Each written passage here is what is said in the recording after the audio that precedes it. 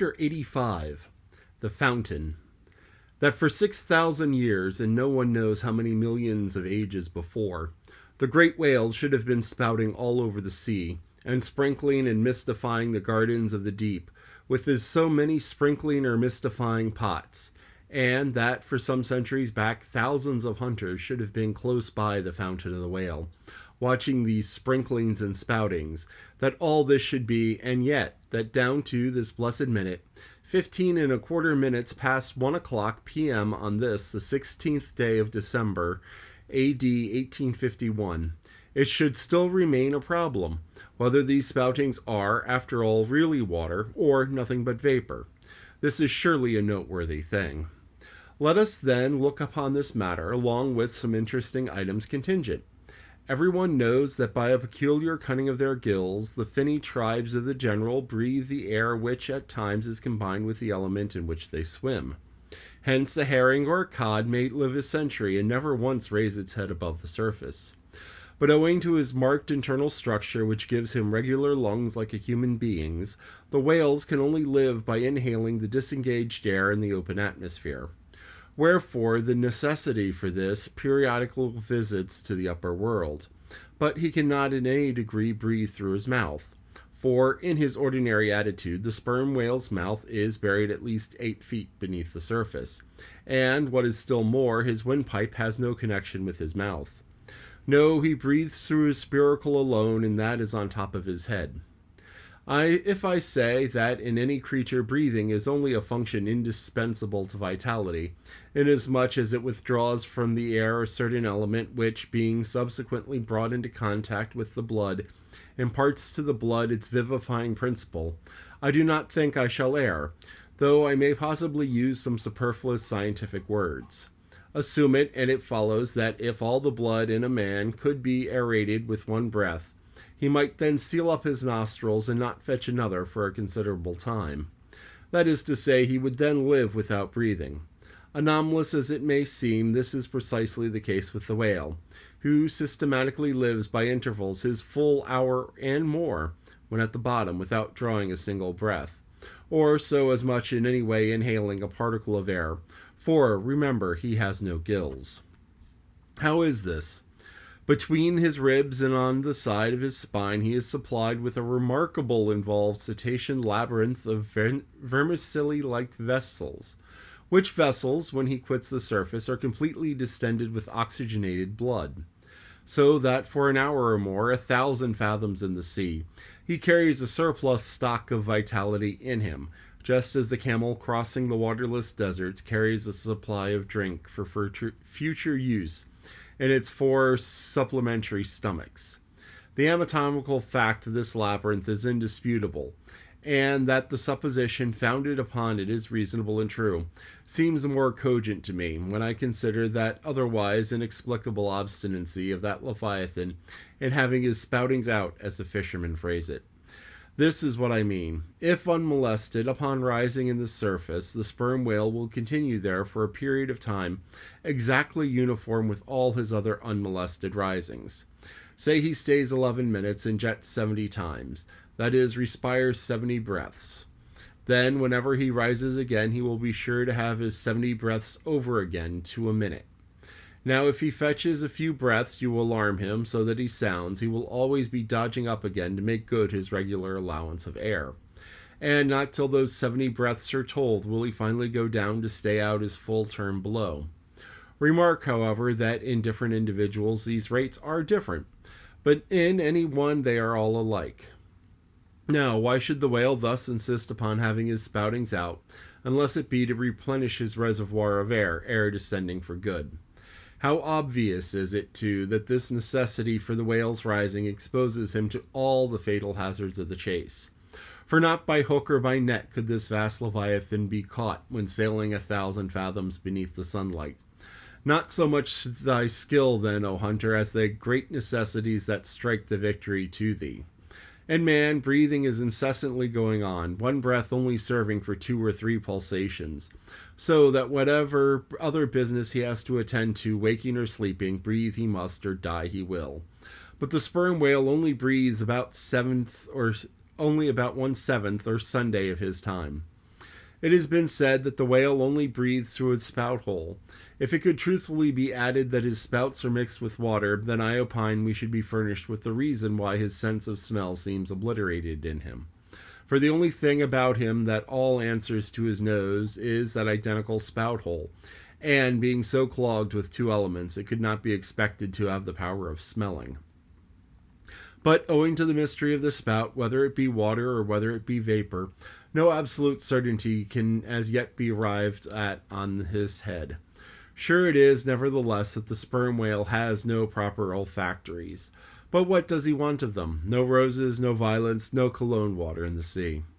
Furthermore, as his windpipe solely opens onto the tube of his spouting canal, as it is that long canal, like the Grand Erie Canal, is furnished with a sort of locks that open and shut, for the downward retention of air or the upward exclusion of water. Therefore the whale has no voice unless you insult him by saying that when he so strangely rumbles he talks through his nose.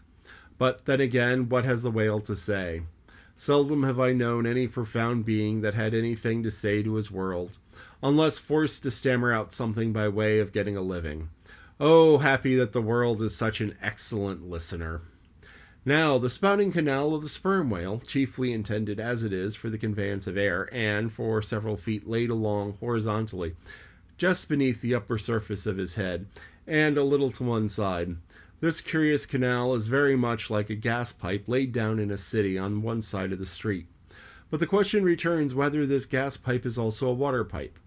In other words, whether the spout of a sperm whale is the mere vapor of the exhaled breath, or whether the exhaled breath is mixed with water taken in at the mouth and discharged through the spiracle. It is certain that the mouth indirectly communicates with the spouting canal, but it cannot be proved that this is for the purpose of discharging water through the spiracle, because the greatest necessity for doing so would seem to be when feeding he accidentally takes in water. But the sperm whale's food is far beneath the surface, and there he cannot spout even if he would. Besides, if you regard him closely and time him with your watch, you will find that when unmolested there is an undeviating rhyme between the periods of his jets and the ordinary periods of respiration. But why pester one with all this reasoning on the subject? Speak out. You've seen him spout, then you declare what the spout is. Can you not tell water from air? My dear sir, in this world it is not so easy to settle these plain things. I have ever found your plain things the knottiest of all. And as for this whale spout, you might also stand in and yet be undecided as to what it is precisely. The central body of it is hidden in the snowy sparkling mist enveloping it, and how can you certainly tell whether any water falls from it when, always, when you are close enough to a whale to get a close view of his spout, he is in a prodigious commotion, the water cascading all around him.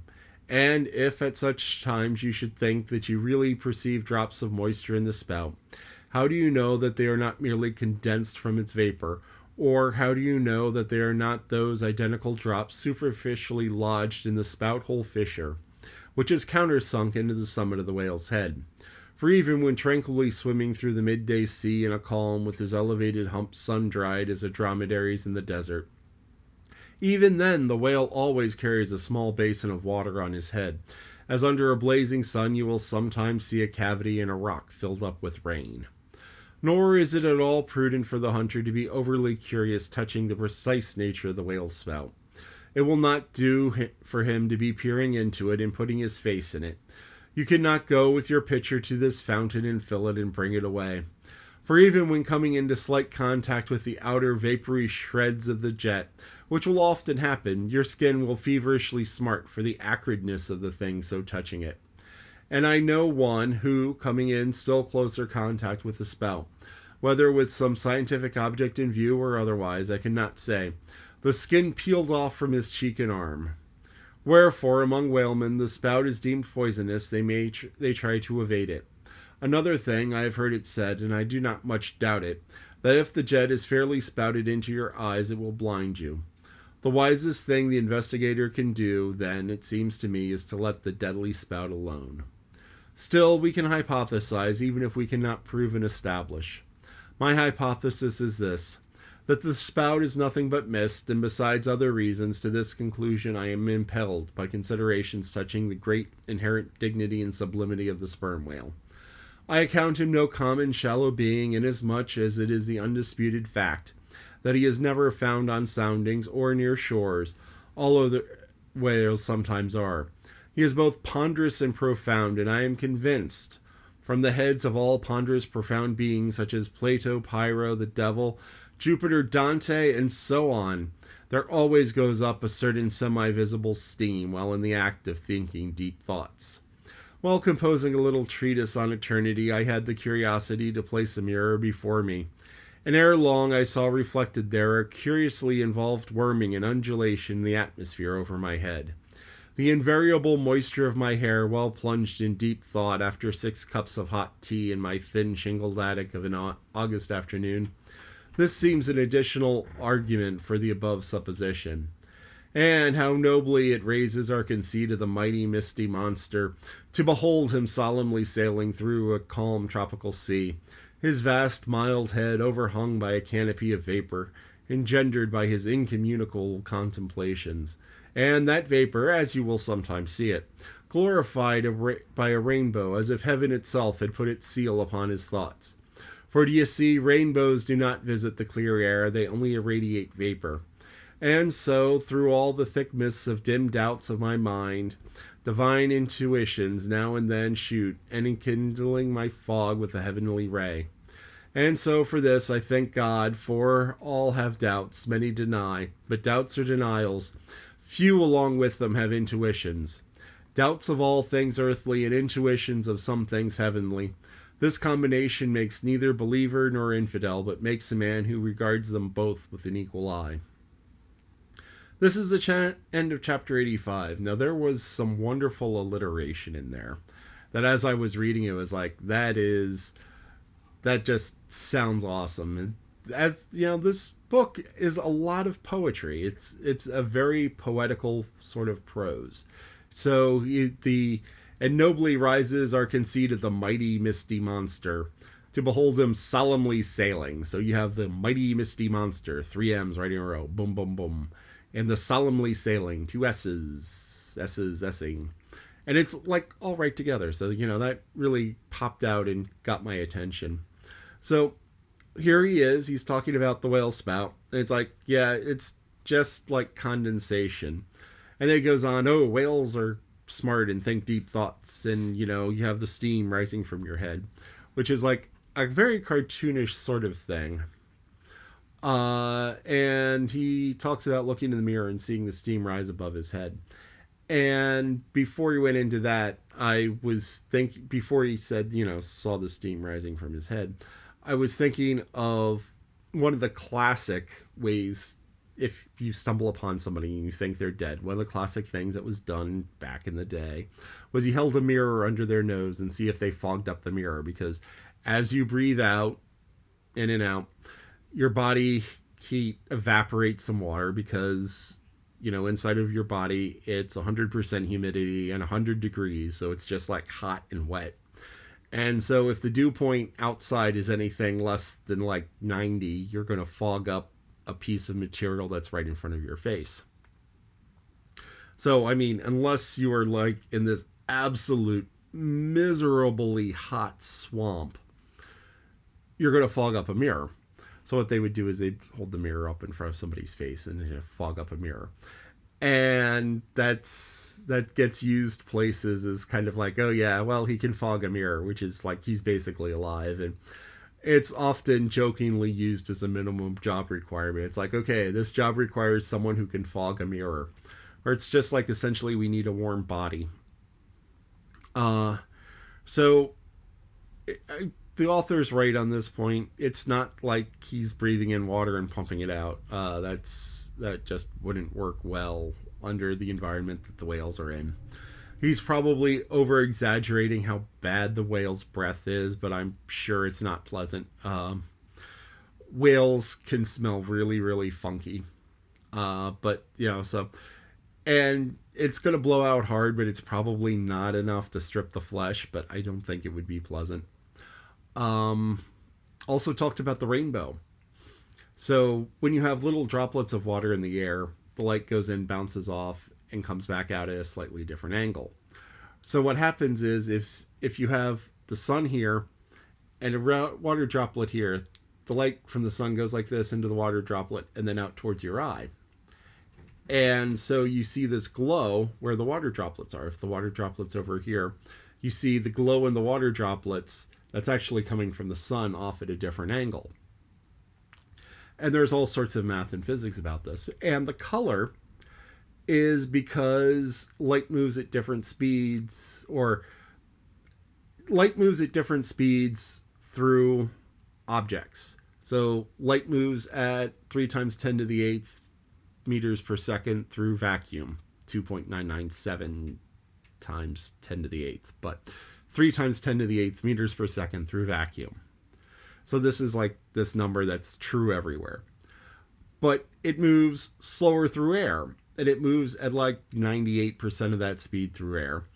And it moves at, I think it's about 70% of that speed through water. I'll look up the index of refraction of water and do it. But the thing is that the index of refraction depends on the frequency. So if you have light moving quickly, it slows down more when it goes into water or glass or whatever. So you have the light coming in, and because it gets slowed down, it kind of turns when it goes through things, because one edge hits first and it just kind of turns. And you can do the calculations on this because light goes through the fastest path. So you go from point A to point B, and you figure out what the shortest distance is when you multiply the thickness of the glass and the refraction index. So that all kind of balances out. Anyway, so light goes through something. When it hits at an oblique angle, hits from the side, it turns. And because it turns as it goes into the water droplet, it turns into the water droplet, and the blue light turns a little bit more than the red light. So when the blue light turns a little bit more than the red light, you see blue here, and then all the way up through red. So, and he's talking about seeing the rainbow in the whale spout, which is kind of cool. You see rainbows, you play with the hose in the backyard, spray the hose up in the air. I loved seeing the rainbows, spraying the hose up in the air. I mean, that's one of the better parts of playing with the hose, is watching the rainbow. But you also can, waterfalls, saw it on whale spouts. You can see it right after a rainy day. But that's one of those things where it's like, there has to be the droplets in the air, there has to be the clear sun, and there has to be a few different things for the rainbow to happen. You can also have iridescent clouds, which have the same rainbow effect, because the clouds are actually just either ice crystals or droplets of water, depending on the elevation, because some clouds are so high up they're frozen. But anyway, if you get some clouds that are thin enough in the right place, you can kind of see the rainbow effect in the clouds, which is really kind of awesome.